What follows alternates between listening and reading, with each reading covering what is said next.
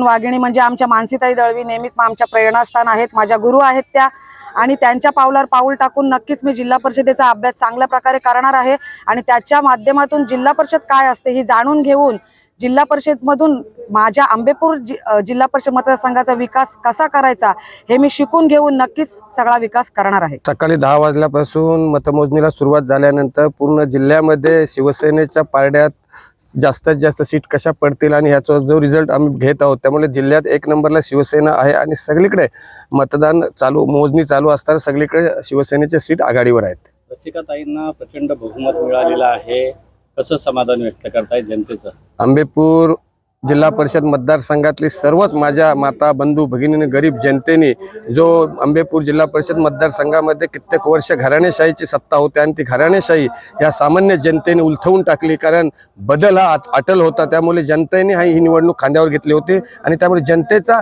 जो मतदान रूपी आम्हाला जो विजय प्राप्त केला ते सर्व विजयामध्ये सर्व जनतेला आम्ही अर्पण करत आहोत।